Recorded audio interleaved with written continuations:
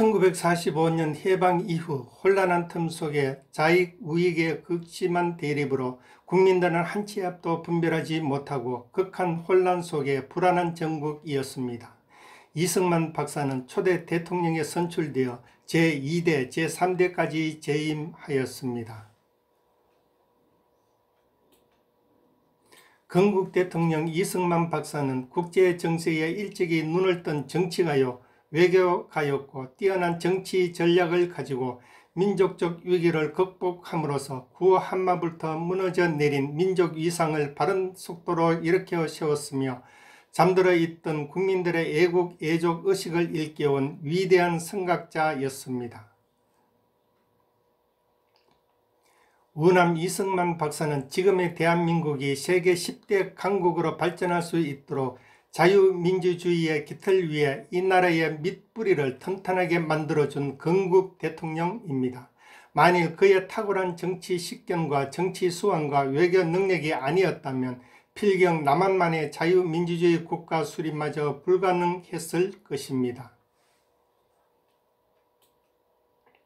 이승만 대통령은 1875년 3월 26일 고종 12년 황해도 평산군 마산면 능내동에서 가난한 농민의 아들로 태어났으나 어려서부터 두뇌가 명석하고 배짱이 두둑했습니다. 1898년 매일신문, 제국신문을 발간했고 이후 수구파의 모략으로 투옥되어 모진 고문을 당하며 사형 선고를 받았으나 민영환이 감형을 주선하여 5년 7개월 만에 석방되었습니다. 이승만 박사는 1934년 10월 8일 뉴욕에서 오스트리아 태생의 프란체스카 도나 여사와 결혼하였습니다. 프란체스카 여사는 전략 정신이 투철하고 의지가 강하기로 유명한 여인이었습니다. 프란체스카 여사는 하와이에서 대통령 서거 후 1970년 한국으로 영구 귀국, 이화장에서 여생을 보냈고 대통령이 서거한 지 27년 만인 3월 23일 타계하여 동작동 국립묘지의 남편 묘소에 안장되었습니다. 이승만은 한국 독립을 보장한 카이로 선언을 이끈 끈질긴 외교운동가였으며 1919년 4월 23일 상해에 대한민국 임시정부가 수립되고 대통령 자격으로 일본과 세계 열강의 독립정부 수립을 통보했습니다. 1942년 6월 미국의 소리 VOA 단파 방송을 통해 일본은 곧 망합니다. 조국의 동포 여러분, 해방이 곧 올 것입니다. 라고 방송했는데 당시 이승만 박사의 이 육성 방송은 일제의 쇠사슬에 묶여 신음하는 한국 백성에게는 하늘이 내린 희망의 소리였습니다. 1944년 11월 27일 카이로 회담에서 최초로 한국의 독립을 국제적으로 약속받는 값진 결실을 얻었습니다. 한국의 독립을 보장받은 것은 이승만의 외교 활동의 결실이었고 당시 많은 약소 민족들이 독립을 전개했지만 열강의 대표들로부터 독립을 보장받은 나라는 한국뿐이었음을 우리는 기억해야 합니다. 이어 1945년 7월 26일 포츠담 회담에서 미국, 영국, 중국 3개국 순회들은 카이로 선언의 모든 조항이 이행되어야 한다고 선언하므로 카이로 회담에서 결정한 한국의 독립 보장을 재확인하였습니다. 해방 후 이미 남한 일대가 박헌영의 조선공산당의 조직적인 활동으로 온 나라가 공산주의로 기울어가는 형편이었고 자유민주주의 국가 건설을 회방하기 위해 공산당 테러 조직들이 파업과 반란 사건들을 곳곳에서 일으켰습니다. 박헌영이 이끄는 남로당의 지령에 의해 1948년 제주 4.3 폭동과 그해 10월 19일 여수 순천 폭동이 일어나고 연이어 사상 초유의 군 반란이 연속으로 일어나자 이승만 대통령은 국가보안법을 제정하기에 이릅니다. 1948년 11월 20일 국가보안법이 국회를 통과하고 12월 20일 대통령령으로 공포되었습니다.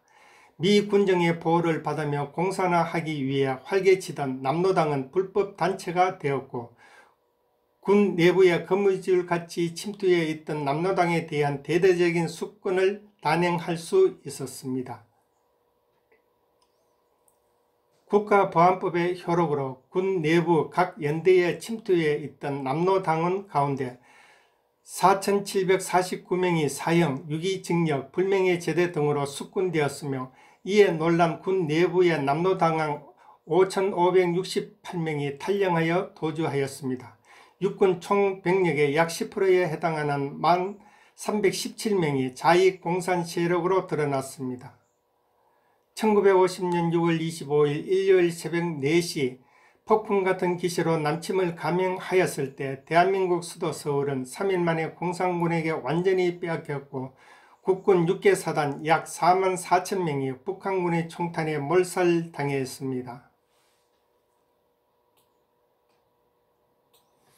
북한의 기습 남침으로 대한민국의 초기 전쟁 피해는 참으로 엄청났지만 미군의 절대적인 도움을 받아 유엔군의 신속한 개입이 이루어져서 전세는 역전될 수 있었습니다.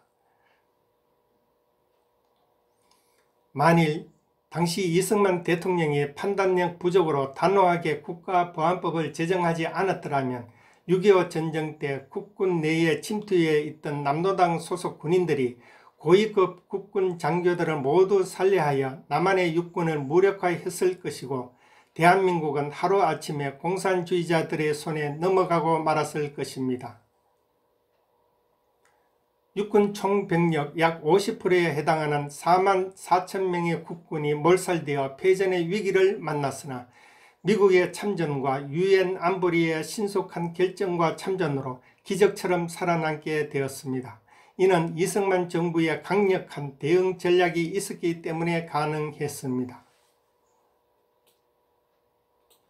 1954년 7월 28일 미국 상하 양원 합동의회에서 이승만 대통령이 했던 연설은 당시 미국 정부와 미 국민들의 심장을 흔들어 33차례나 기립박수를 받은 것으로 유명합니다.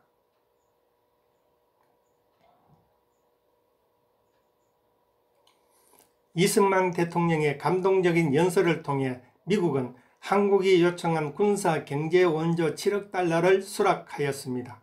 그는 철저한 반공주의와 미국을 설득하는 노련한 외교력으로 대한민국을 6.25 후의 폐허 속에서 재건한 대통령입니다. 1954년 11월 17일 이승만의 요구로 한미 상호방위 조약이 체결되고 미국의 장기적인 경제 원조를 제공받고 이승만의 철저한 반공교육으로 안보 질서를 구축하여 우리나라가 60년대 후반부터 국가의 경제 발전을 이루는 초석을 마련하였습니다. 이승만의 강력한 반공정책과 한미 상호방위조약이 아니었더라면 남한의 공산화를 막아낼 수 없었고 대한민국의 자유민주주의를 지켜낼 수 없었을 것이라고 후대 역사가들이 높이 평가하고 있습니다.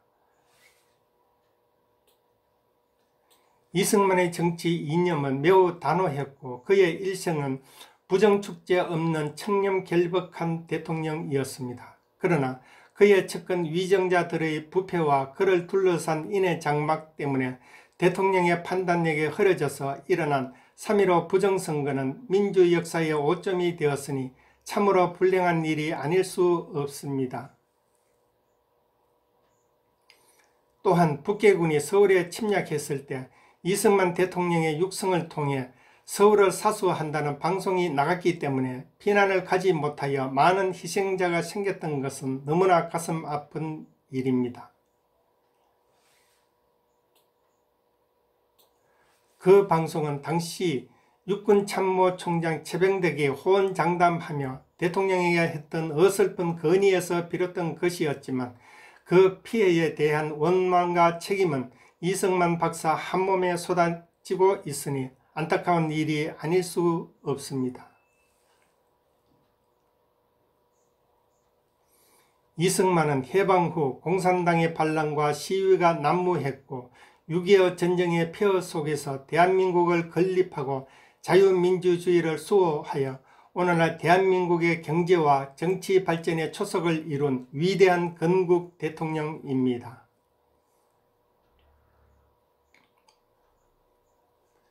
우리는 그를 길이 기억하고 그의 철저한 반공정신과 자유민주주의에 입각한 건국 이념과 애국 애족 정신을 본받아야 합니다.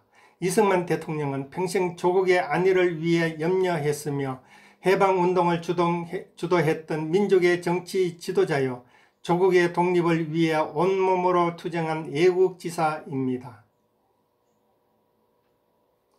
이승만 대통령은 공산주의와 싸운 반공투사이며 대한민국을 자유민주주의 국가로 세운 건국 대통령입니다. 그는 오직 국가와 민족과 세계 평화를 위하여 헌신했으며 90평생을 청렴결백하게 살았습니다. 우리나라가 자유민주주의의 국가로 올곧게 뿌리 내리기까지 일제와 공산주의자를 상대로 단호하게 맞서 싸우면서 나라와 민족을 위해 헌신한 이승만 박사의 건국 이념을 우리는 영원히 길이 기억해야 하겠습니다.